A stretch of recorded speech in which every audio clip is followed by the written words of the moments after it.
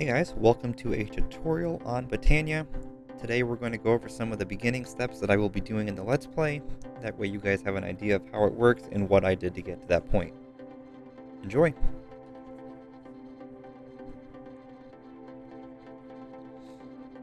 To start off with Botania, you may have noticed these glowing mystical flowers all over the place.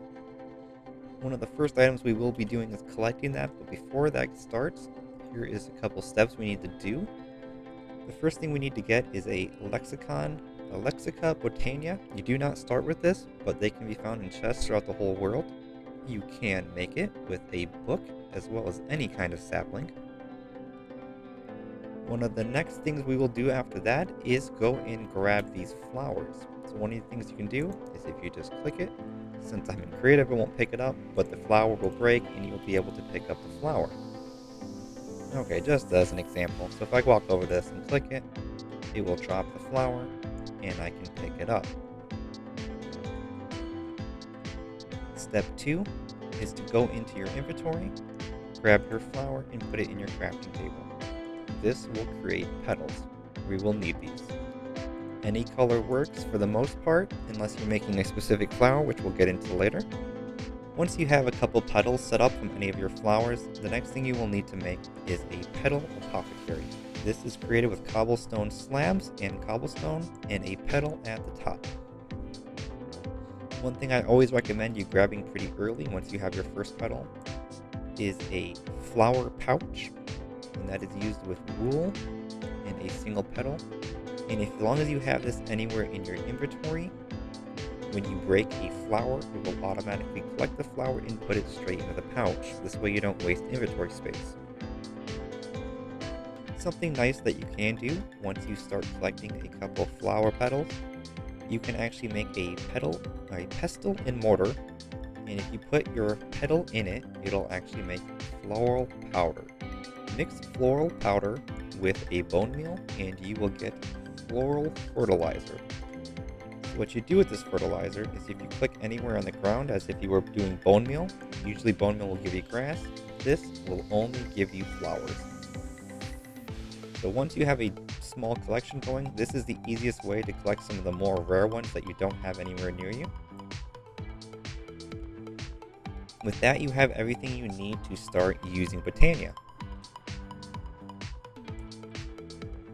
Going into the next field, now that we have a couple flowers going, we're going to make our first magical flower.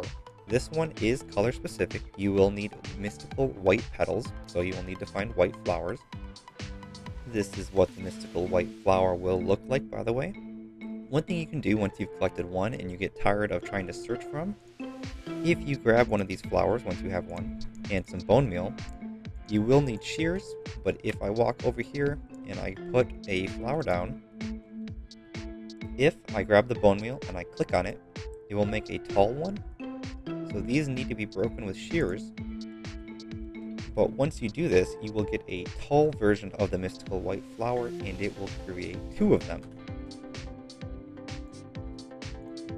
You can also do this with the petals. So if you put the petal down on the ground, you will see that it starts to glow. If I grab my bone meal and I click it, it will create the tall ones. As I said, you will need to use the shears to break them, but it is a way to get more resources faster in the beginning. While we're here, we'll go into the Lexica Botania. If you right click while holding it, you will bring up a menu of this. Some of the first things we were just talking about, I actually spoke wrong, so if you go into basics, mechanicals, down here you can see the petal apothecary and the pure daisy.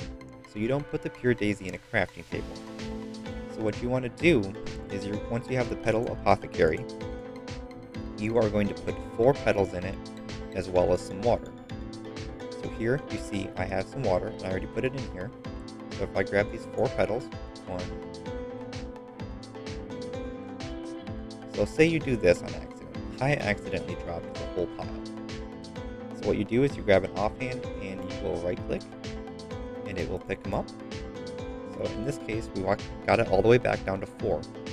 You see that there is a grass symbol as well as the pure daisy symbol. So if I add a single thing of seeds,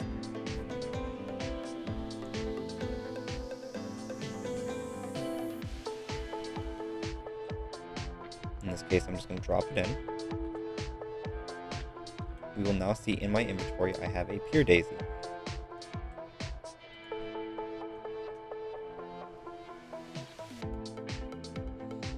The pure daisy is a nifty tool because what you can do with the pure daisy is you put wood down or stone around a pure daisy. So in this case, if I put this here and then one right there, if I put the wood around it, we will see that it starts to glow. Same with the stone.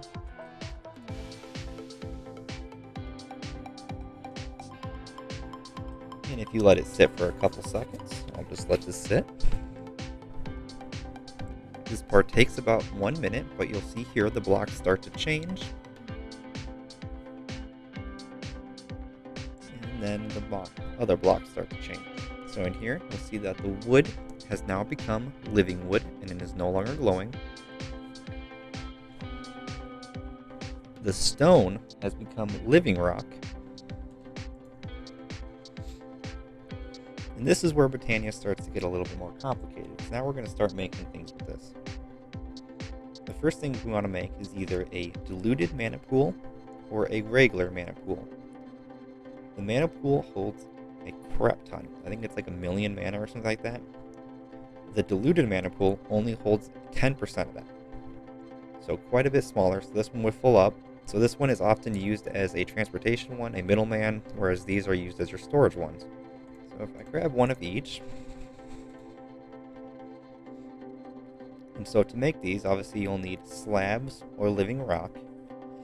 The next item you will need is called a wand of the forest. To make this, you need to make living wood twigs, and this is used by just 2 living wood up and down, as well as some petals. And so what this is used for is it checks mana levels as well as tells you where things are being directed to. So if I put these 2 down right now, put them over here, and then I'll put one of these down. And so now if I right click on this, you'll see the status says unknown before clicking. And once I click on it, you can see the levels. If there was mana in here, it'd be blue and it would show you where the level is. The next item we will need is called a mana spreader.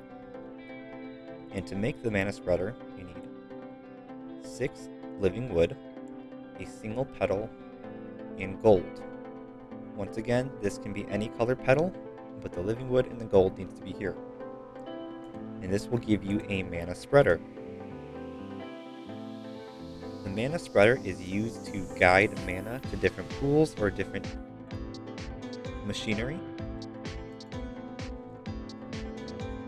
And so if I'm holding the wand, so if you see nothing happening here, if I hold the wand, you can see that these are pointing towards the dilute pool and the regular mana pool.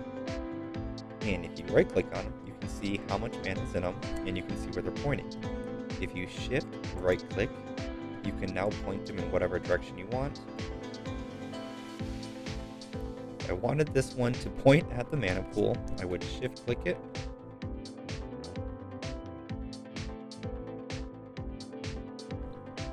Something to note is if you shift click without clicking on anything, you'll see on the bottom it's changing from function mode to bind mode. So if I go into bind mode and I shift click this one, it's not pointing at what I want, and then click on the new thing, you'll see that the box lights up around it, and then I click on the mana pool. It will now redirect it at the mana pool. We now have the ability to store mana, and we have the ability to move mana. At this point, we just need to make it. And this is where the steps start becoming a little bit more complicated, because there are quite a few different ways to get mana. The first one we'll go over is usually a starting one. It is not very good, but it does create mana. And with this, you will need 2 cyan, the color does matter, and then 2 mystical blue. So if I grab 1, 2, and 1, 2, and this is going to be the same thing, where you're going to throw this into a petal apothecary. So I grab these, and I drop them in. You will see here that we need 1 grass. or one seed.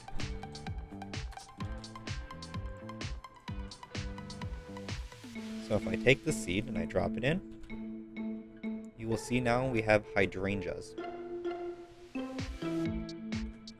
And the best way to figure this out is if you open your Lexicon Botanica, and we go all the way back to the beginning, there's a section called Generating Flora. So these are the mana generating flora. And in here, you'll see the one that we just made. So hydrangeas act as a fluid-based passive generator. They will suck any still water in a 3x3 area. And it gives you an example of how you would set this up. And then here, you can see you need blue petals as well as cyan petals. And so if we create up the same design that they just did, in this case we'll just grab some living rock. We're going to come over here. Let's do 1, 2, 3. Let me clear the weather.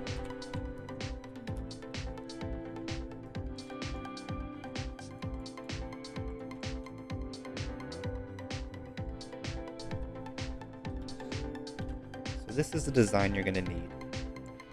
Once you have this design, you're just going to fill it with water.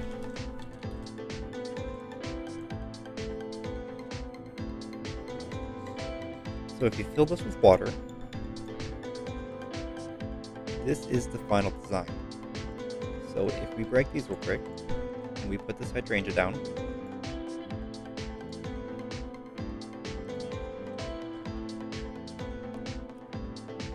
if you make a monocle, which you can see on me, this is an item we'll show how to make later, but that's the reason I can see the outline of where the plant is.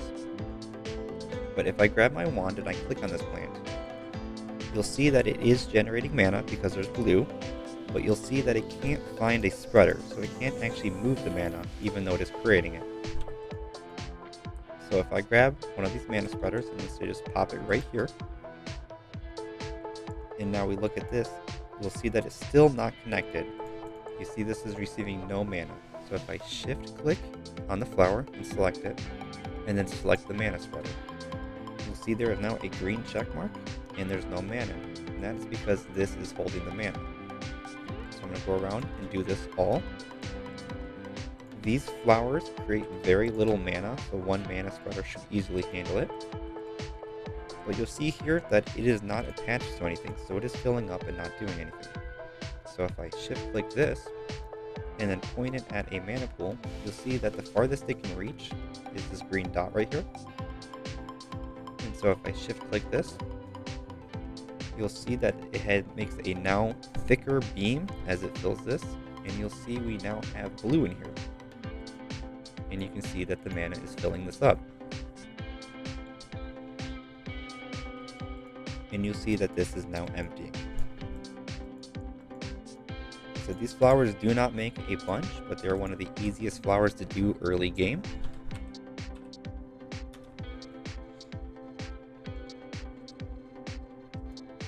And you can see this is one way to get you started pretty easy.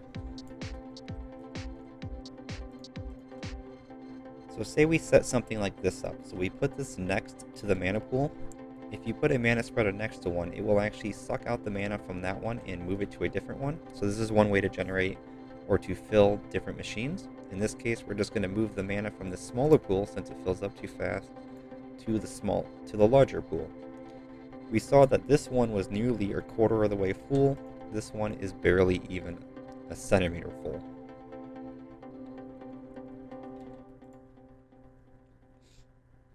The next flower we're going to make is called an Endoflame, and this is the same thing. If you actually hover over this flame, you'll see that if you hold control and you have a Lexicon Botania inside your inventory, it will actually open up directly to the flower. And here we can see this is also a generating flower. It will absorb any combustible item or block and burn through them, generating mana. You can also do it with lava buckets as well. It only will absorb so much before it needs a cooldown, before it will suck up the next one.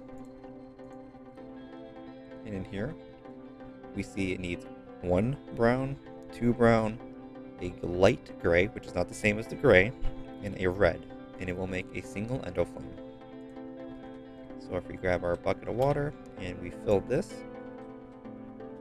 And then we grab this back and put this back.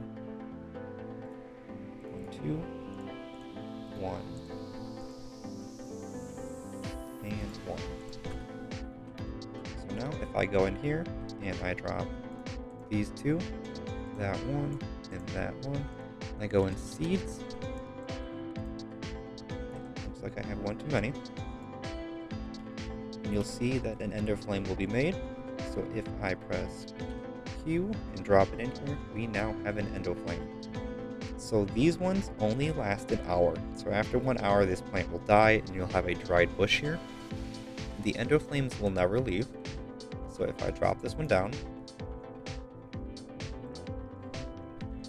and then I put a mana spreader here, and then I link this, so that's happening. And then I'll just move this one into the same spool. Oops, sorry.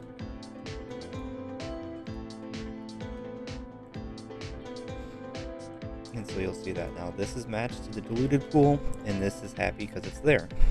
So the way this one works, it will suck up any combustible item. So if I grab some coal and drop it down, we will see that it gets sucked up, and you see now there's a fire on top of the plant. And if I right click, you won't see anything because it's actually absorbed here, and you'll see the mana is going up. So something that's very common is people will set up a bunch of these, but since it is a higher generating mana plant, we will see here that this will actually probably get overloaded. And you can see it filling up faster than it can actually distribute it. And at one point, this will actually be completely full. In which case, we would just throw another one down, same thing, point it here, and you would just change half of these to be pointing to a different one.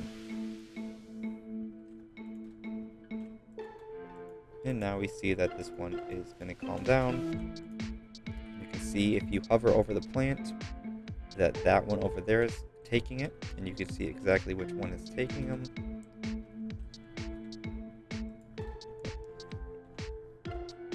And you can see that I accidentally did not click anything.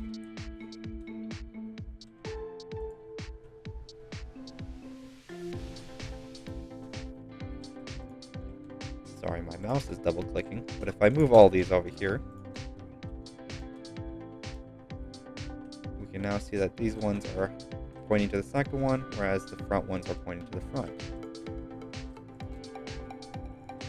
And you can see they're not generating right now, so if I dump some more coal, we'll start seeing this start to fill up again. And if you look over here, we're already starting to collect some mana. Like I said, this one is huge, so it takes a while to fill up. But the nice thing about this one, whereas that one can't be continuously done, if we set up an automated farm of some kind where we use trees and a furnace, we could have this running 24/7 and it will always produce mana. There are faster ways, but this is the fastest way to get mana in the beginning, and we will set this up. And with that, guys, you have a very basic understanding of Botania. There are many more farms that we can do other than the Endoflame, but with this, we will be able to get started. This is one of the first farms we will set up on Botania on the Let's Play, so I just want to give you guys an overview. As more videos come out for the Let's Play, we'll make more advanced farms, and I will give you better tutorials for those. I hope you enjoyed this. Have a great day.